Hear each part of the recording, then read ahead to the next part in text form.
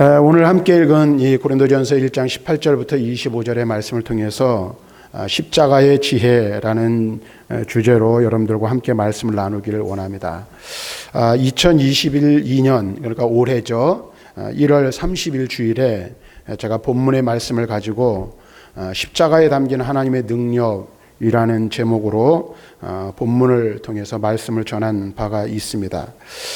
그 말씀을 통해서 십자가가 우리를 구원하는 하나님의 능력이라는 내용의 말씀을 여러분들에게 전하였습니다.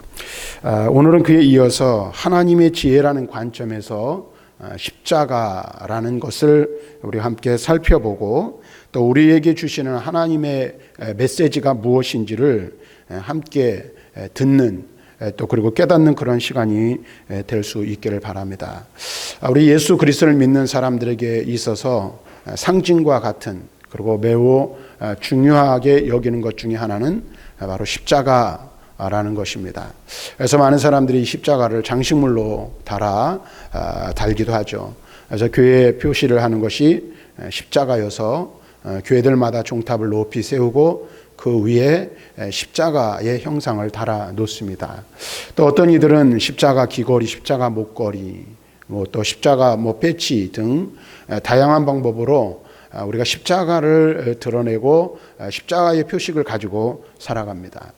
그런데 정작 우리가 이 많은 부분에 있어서 삶의 많은 부분에 있어서 십자가라는 표식을 가지고 살아가지만 십자가의 참된 의미 또는 십자가의 참된 능력에 대해서는 우리가 실제적인 삶 속에서 그렇게 많이 경험하지 못하는 것들을 보게 됩니다. 사랑하는 성도 여러분, 여러분에게는 십자가가 어떤 의미로 다가오고 있습니까? 여러분에게는 십자가가 어떤 의미라고 생각하십니까? 어떤 의미를 갖습니까?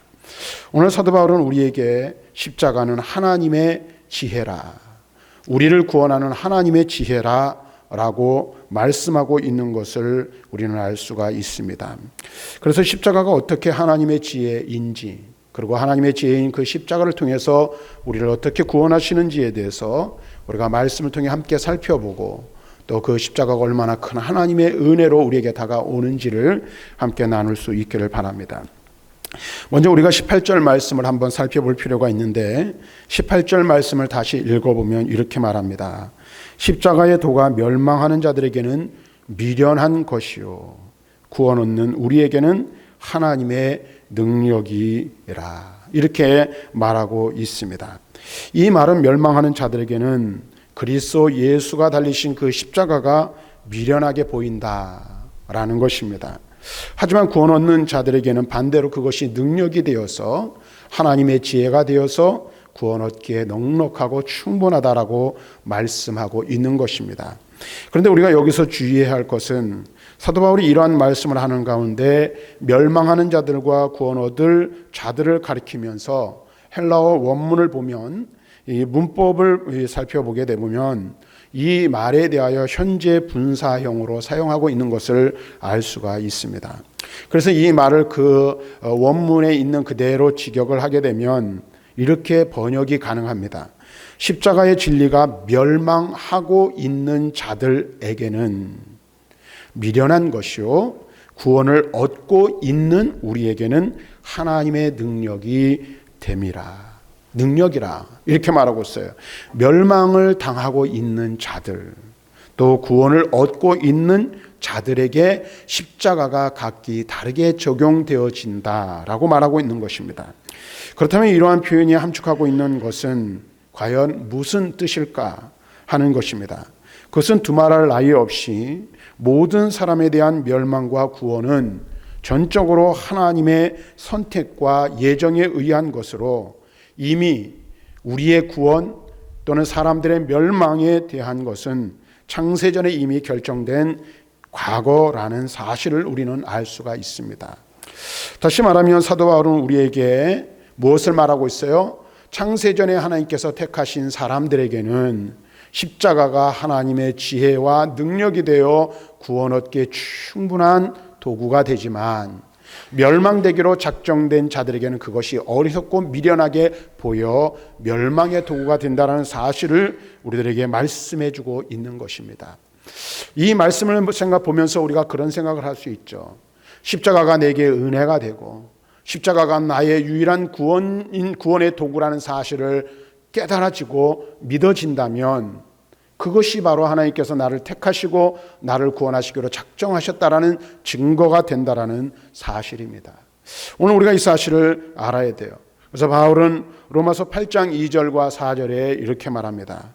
이는 그리스도 예수 안에 있는 생명의 성령의 법이 죄와 사망의 법에서 너를 해방하였습니다.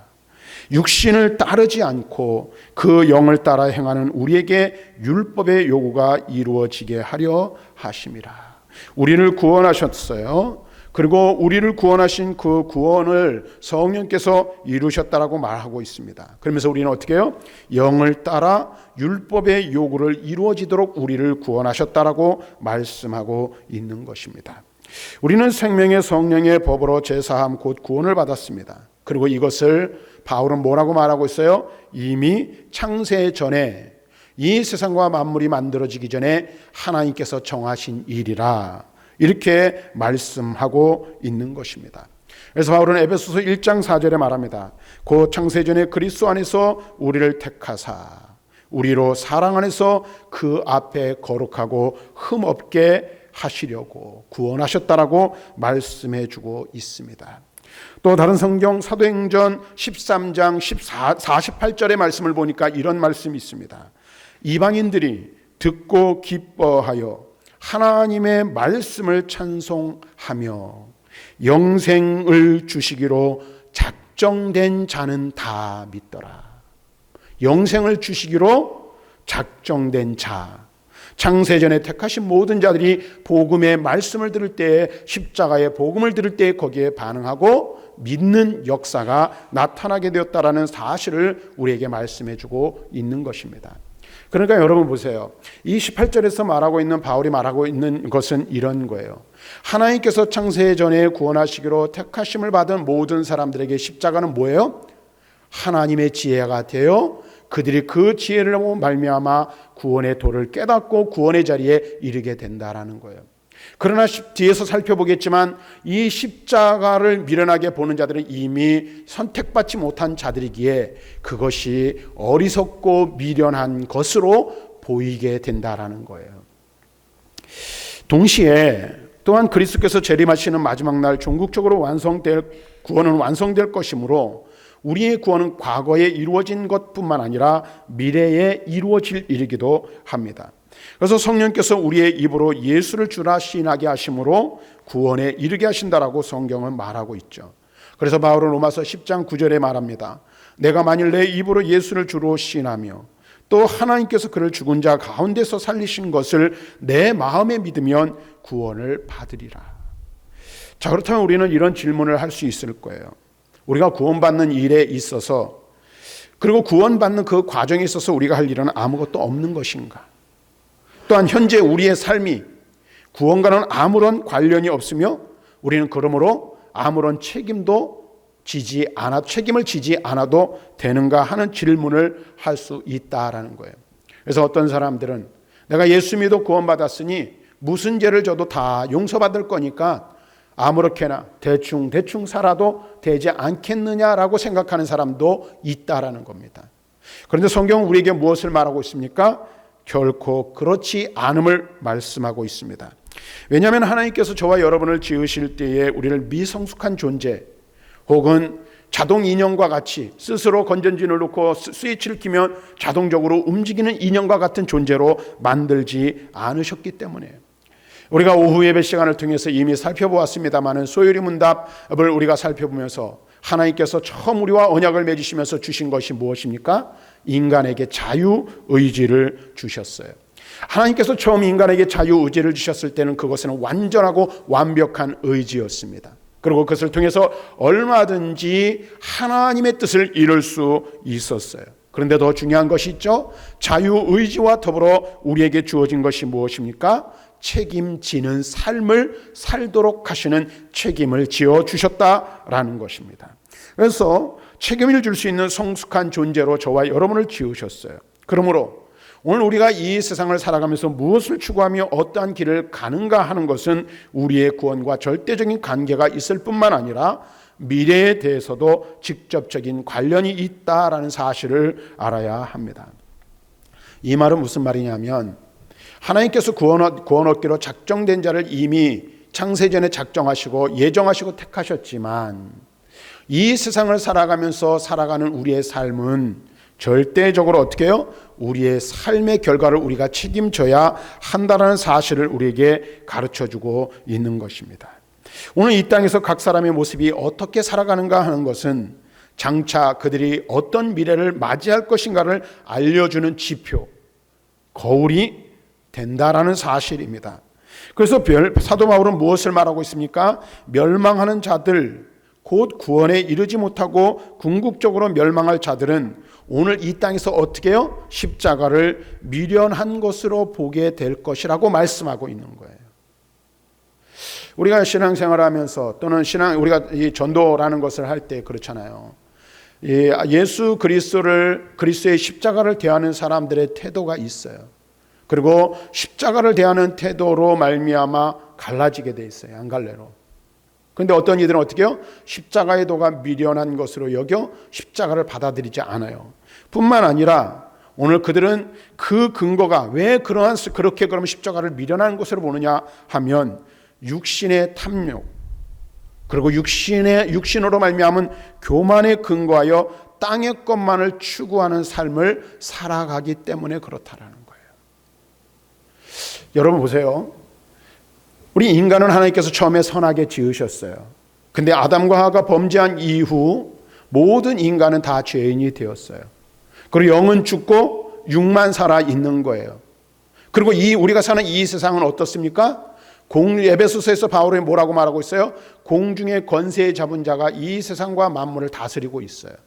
그래서 우리는 이 세상의 영향을 받지 않을 수가 없고 육신의 지배를 받지 않을 수 없어요. 그런데 여러분 보세요. 구원받기로 택함받은 이들은 하나님께서 구원의 빛을 비추어 주시고 지혜를 주셔서 십자가의 도를 깨달아 십자가를 받아들이게 되지만 오늘 택함받지 못한 자들은 어떻습니까?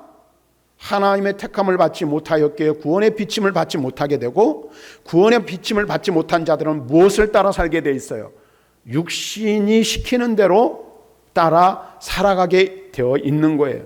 영의 눈을 뜨지 못하니 이 하나님의 진리를 볼 수가 없고, 하나님의 진리를 보지 못하고 영적인 것을 보지 못하니 어떻게 해요? 육신이 시키고 세상이 인도하는 대로 따라 살아가게 되는 거예요. 그래서 그들의 눈에는 십자가가 미련하고 어리석은 것이고, 그들의 삶에 있어서 진정으로 지혜로운 건 어떤 거예요? 육신이 시키는 대로 세상이 지배하는 그 방식을 따라 살아가는 것이 그들에게 지혜롭게 보이는 것이라는 거예요. 그래서 믿지 않는 자들, 믿음을 얻지 못할 자들에게 이 십자가가 미련하게 보이는 것은 매우 당연한 일이라 할 수 있는 것입니다.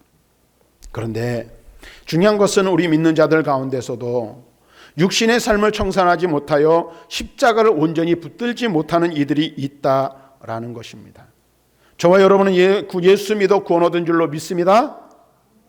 하나님께서 여러분을 창세전에 택하셔서 여러분을 부르시고 십자가로 구원하신 줄로 믿습니다. 아멘. 네. 자, 그런데 보세요. 그러면 지금 현재 여러분은 하나님이 여러분을 구원하기 위한 도구로 방편으로 주신 그 십자가를 어떻게 바라보고 계십니까? 십자가를 어떻게 바라보고 있습니까? 또 여러분들은 이 세상을 살아가면서 무엇을 추구하며 삶을 살아가고 있는지를 한번 돌이켜 보시기를 바랍니다. 왜냐하면 여러분, 우리가 분명히 알아야 될 게 있어요. 우리가 살아가는 삶은 이 세상의 삶으로 끝이 나는 것이 아니기 때문에 그래요. 만일 우리가 이 세상의 삶으로 우리의 모든 인생이 끝이 나고 그 이후에 아무것도 없다면 오늘 이 세상을 사는 동안 최선을 다하여 즐기고 최선을 다하여 향락을 즐기는 것이 맞잖아요. 그리고 세상이 원하는 대로 살아가는 것이 지혜로운 삶인지 모를 것입니다. 그런데 여러분 보세요. 우리가 이 땅에서 아무리 부귀와 영화를 누리고 형통한 삶을 살았다 할지라도 정작 십자가를 비웃으며 조롱한다면 그들은 어떤 자들이 되는 거예요? 살았다 하나 살아있지 못한 자들, 곧 죽은 자들이 된다라는 것입니다. 예수님께서는 사대교회 성도들에게 이렇게 말씀하셨어요. 요한계시록 3장 1절에 보니까 사대교회 사자에게 편지하라. 하나님의 일곱 영과 일곱 뼈를 가지신 이가 이르시되 내가 너의 행위를 아노니 너가 살았다 하는 이름은 가졌으나 죽은 자로다. 이렇게 말하고 있어요. 그러나 반대로 현재는 낮고 천한 자 같으나 십자가를 귀하게 여기며 하늘의 것을 쫓는 자들에게는 장차 큰 복과 구원이 기다리고 있을 것이기 때문에 우리는 십자가를 어떻게 바라보느냐를 분명하게 생각해 보아야 한다는 거예요. 그래서 예수님께서는 마태복음 5장 12절에 뭐라고 말하냐면 기뻐하고 즐거워하라. 하늘에서 너희의 상이 큼이라. 너희 전에 있던 선지자들도 이같이 박해를 받았다. 이렇게 말씀하고 있는 것을 보게 돼요.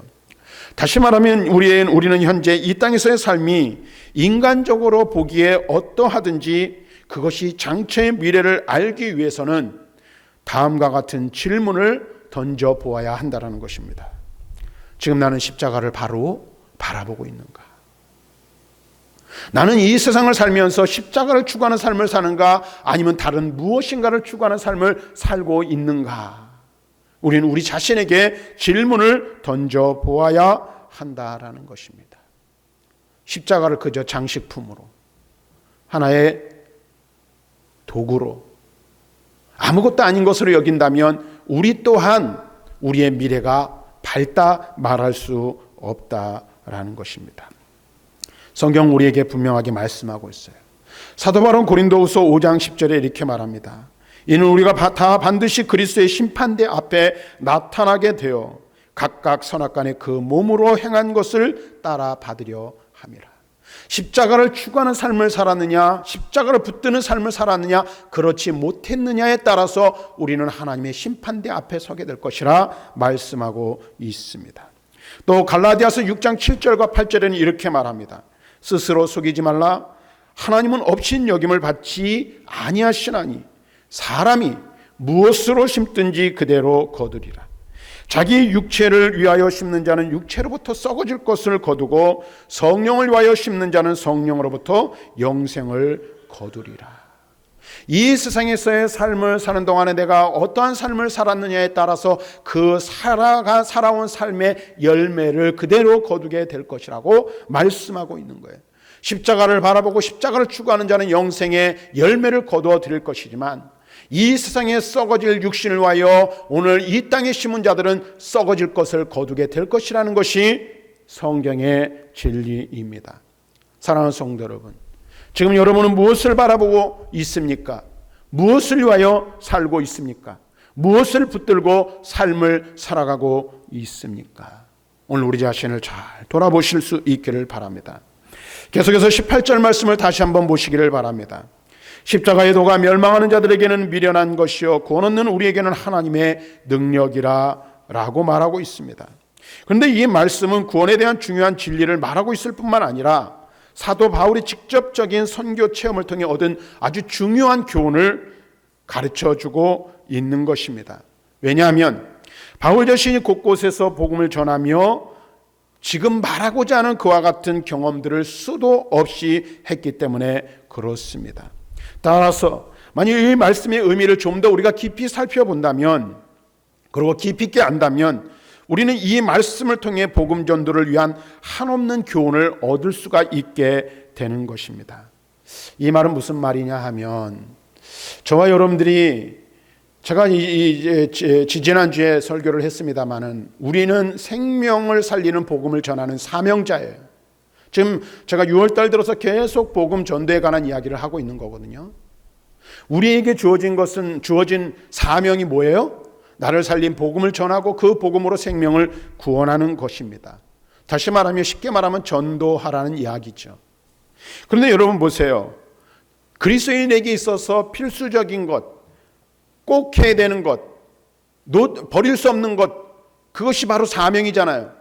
그런데 우리 그리스도인에게 주어진 사명이 전도인데 오늘날 대부분의 많은 그리스도인들이 이 전도에 관해서 어떤 마음을 갖고 있습니까? 무거운 부담감을 갖고 있다는 거예요. 그래서 전도는 지난번에도 말씀드렸지만 특정한 사람, 특별한 은사를 받은 사람들만이 전도하는 것이라고 생각하고 이렇게 여겨지는 경우들이 있어요. 물론 전도를 하는 데 있어서 여러분 중요한 것은 전도자의 영성이 있어야 돼요. 전도자의 영성이 없으면 나가도 열매가 없고 정말로 고달프고 힘든 게 전도하는 일입니다. 그래서 전도자의 영성을 갖는 게 무엇보다도 중요해요. 그런데 보세요. 이 모든 일들은 우리가 누구든지 그리스도인이라면 감당해야 하는데 적지 않은 부담감을 가지고 있습니다. 그 이유가 뭘까요? 뭐 여러 가지 많은 이유를 들겠지만 하나를 말한다면 이거예요. 내가 저 사람에게 복음을 전하고 예수 믿고 구원받자라고 말하면 저 사람이 나를 비웃고 나의 말을 거절하지 않을까 하는 두려움 아닐까요? 물론 그 먼저 되어진 것은 복음에 대한 확신과 복음에 대한 열정이 없으면 복음을 전할 수 없어요. 근데 우리가 가지고 있는 이 구원에 대한 확신이 없으면 두려움이 생기는 거예요. 어떤 두려움? 나도 내가 뭘 믿는지 잘 모르겠는데 전할 수 없는 것이고, 또 내가 복음을 전하고 십자가를 이야기할 때 저 사람이 나를 비웃거나 내 말에 거절해버리면 어떻게 할까? 그리고 정말로 친한 사람인데 가까운 사람인데 오히려 관계가 서먹서먹해지면 어떨까? 어떻게 될까? 그런 염려를 하게 되는 거예요. 그래서 때때로 복음을 전하다가 좌절감을 경험하기도 하고 아예 시도도 해보지 못하는 거예요. 또 어떤 사람은 전도를 하다가 실패를 경험하고 다시는 내가 전도하나 봐라 이런 마음도 갖기도 하는 거예요. 그런데 여러분 보세요. 십자가가 어떤 사람들에게는 미련한 것으로 보인다 그랬어요. 근데 성경을 가만히 보니까 하나님께서 모세를 부르시고 그를 바로 앞으로 보내시면서 그에게 하시는 말씀을 주목해 볼 필요가 있어요. 뭐라고 말하냐면 너희 백성들을 구원해내라. 그러면서 바로 앞에 가서 그것을 명하라 말아요. 그러면서 뭐라고 말하냐면 그런데 내가 바로의 마음을 완악하게 만들 거야 라고 말하고 있어요. 출애굽기 7장 3절을 보니까 이렇게 말해요. 내가 바로의 마음을 완악하게 하고 내 표적과 내 이적을 애굽 땅에서 많이 행할 것이나. 이사야 선지자에게도 비슷한 말씀을 하셨어요. 이사야 선지자를 부르시며 선포하라고 말씀을 선포하라고 하시면서 동시에 뭐라고 말하냐면 너 말씀 전해. 그런데 내가 백성들의 눈을 어둡게 하고 길을 가리울 거야. 이렇게 말씀하고 있는 거예요. 이사야 6장 10절에 말합니다. 이 백성의 마음을 둔하게 하며 그들의 귀가 막히고 그들의 눈이 감기게 하라. 염려하건대 그들이 눈으로 보고 귀로 듣고 마음으로 깨닫고 다시 돌아와 고침을 받을까 하노라. 이렇게 말하고 있어요. 하나님께서 하나님의 사명자들을 부르시고 전도자를 쉽게 말하면 부르시고 내보내면서 전도해라. 복음을 전하라 그러면서 뭐라고 말하냐면 복음을 전하는데 그런데 그들이 듣지 않을 거야. 내가 그렇게 만들 거야 라고 말하고 있는 거예요. 그러니까 우리가 여기서 생각해 볼 수 있어요. 뭘 생각해 볼 수 있냐면 복음을 전하다가 거절을 당해요. 사람들이 내가 전하는 말을 코웃음 치고 비웃어요. 그러면 그것이 무슨 의미예요? 내가 말을 잘못했나? 내가 혹은 뭔가 부족한 게 있나가 아니라 하나님이 살아계시다는 증거라는 거예요. 왜 그럴까요? 하나님이 그렇게 하셨기 때문이라는 거예요. 왜 하나님이 그렇게 하셨어요? 택함 받기로 작정된 자는 구원의 비침을 받아 구원의 빛을 보고 복음을 받아들일 것이지만 그렇지 않은 자들은 어떻게 해요? 비웃고 거절하도록 하나님께서 만드셨기 때문에 그렇습니다. 다시 말하면 복음을 반대하는 것은 복음이 확실한 진리라는 증거가 된다라는 사실입니다. 그러므로 복음을 전하는 우리들, 복음을 전해야 될 우리들은 두려워할 필요가 없어요. 주저할 필요가 없어요. 왜? 그 십자가가 나를 구원한 것이 확실하고 예수 십자가로 말미암아 내가 구원받은 것처럼 내가 이 복음을 전하면 내 능력, 내 지혜, 내 말의 솜씨로 사람을 구원하는 것이 아니라 하나님께서 창세전에 구원하시기로 작정한 자가 복음의 말씀을 들을 때에 깨닫는 성령의 역사로 말미암아 구원받을 것이고, 그러나 반대로 어떻게 해요? 작정되지 못한 자, 택함받지 못한 자는 아무리 신학 박사가 와서 복음을 전하고 성경을 이리저리 깨고 옥구슬과 같이 깨는 자가 와서 성경 말씀을 풀어 가르쳐도 뭐 하지 못해요? 깨닫지 못하고 받아들일 수 없기 때문에 그래요. 이게 하나님의 지혜예요. 그래서 어떤 이들에게는 복음이, 십자가가 하나님의 지혜가 되고 하나님의 능력이 되고 구원의 은혜가 되지만 어떤 이들에게는 미련하고 어리석은 것이 되어버리고 만다라는 사실을 알아야 돼요. 다시 말하면 이것은 우리를 구원한 십자가의 능력이지만, 그것을 전하는 것이 우리의 사명이지만, 그것을 통해서 구원을 얻게 하는 것은 우리의 소관이 아니라는 사실이에요. 우리는 다만 무엇을 하면 됩니까? 말씀을 전파하기만 하면 되는 거예요. 복음을 전하기만 하면 되는 거예요. 물론 여기서 이제 한 단계 더 나아가서 앞에서 아까 말씀드린 대로 전도자의 영성이 생기면 이 열매를 거둬들일 수 있는 열매인지 아니면 그렇지 않은지를 분별할 수 있는 능력이 생겨요. 전도인에게. 물론 그것은 좀 더 많은 훈련이 필요해요. 어쨌든 오늘 우리 각자가 마음을 열어 말씀을 깨닫게 해주시는 은혜가 있다면 다시 한번 우리는 감사해야 돼요. 그리고 더욱 우리는 무엇에 힘써야 돼요? 말씀을 전하고 복음을 증거하고 영혼을 구원하는 십자가의 도를 전하는 일에 힘을 다해야 하는 거예요. 바울은 데살로니가후서 2장 11절과 12절에 이렇게 말합니다. 이러므로 하나님이 미혹의 역사를 그들에게 보내사 거짓 것을 믿게 하심은 진리를 믿지 않고 불의를 좋아하는 모든 자들로 하여금 심판을 받게 하려 함이라. 그러니까 우리가 아무리 미사여구를 쓰고 어떠한 이 막 성경을 풀어 해석한다 할지라도 심판받기로 작정된 자에게는 소용이 없다라는 거예요. 그러니까 저 사람 내가 전하는 거 안 받아들일까 봐, 안 믿을까 봐 염려하면 안 된다라는 거예요. 우리는 다만 뭐 하기만 하면 돼요? 하나님께 맡기고 전하는 일을 하는 거예요. 베드로전서 4장 17절에 말합니다. 하나님의 집에서 심판을 시작할 때가 되었나니 만일 우리에게 먼저 하면 하나님의 복음을 순종하지 않은 한 자들의 마지막은 어떠하며. 우리에게 말하고 있어요.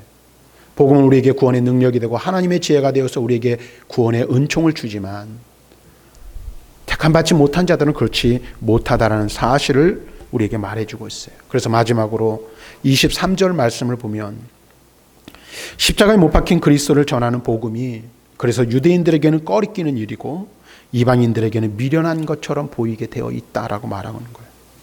다시 말하면 그리스도의 십자가는 유대인에게나 헬라인에게나 다 같이 어떤 게 되는 거예요? 그들에게 걸림돌이 된다는 뜻입니다. 물론 이제 우리가 이 부분에 대해서는 더 설명을 할 수 있어요.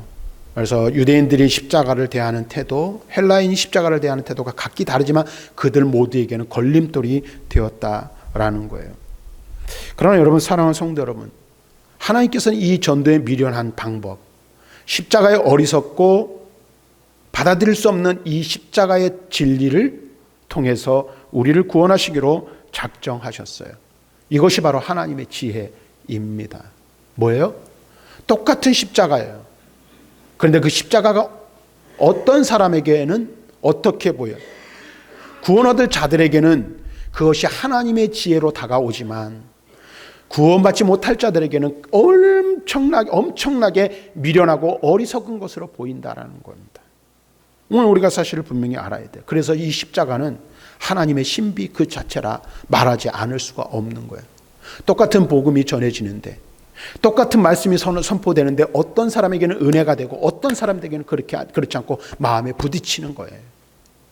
그래서 하나님의 신비라고 말하지 않을 수 없어요. 이 십자가 사건이 없었다면 인간은 누구도 구원받을 수 없을 것입니다. 우리가 다 알다시피 인간은 본래 모두 죄인으로 죽어 마땅한 자들입니다. 인간은 죄인 이상 그 누구도 죽음을 면할 수 없어요. 그것은 하나님은 공의의 하나님이신 바 그의 죄값을 반드시 찾으시기 때문에 그렇습니다. 그런데 하나님은 어떤 분이세요? 공의의 하나님 동시에 사랑의 하나님이십니다. 그래서 하나님은 죄인들을 구원하실 방법으로 놀라운 지혜를 발휘하셨는데 그것이 뭐예요? 십자가의 지혜를 발휘하시는 거예요. 하나님께서는 죄 없으신 당신의 아들 예수 그리스도를 십자가에 죄인을 대신하여 죽게 하심으로 우리의 죄를 사하시고 우리를 대신하여 죽으신 예수의 보혈로 우리의 죄를 용서하시고 우리를 구원하신 것입니다. 당신의 공의를 만족시키신 것입니다.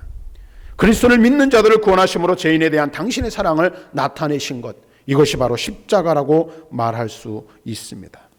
그런데 사람들은 어떻습니까?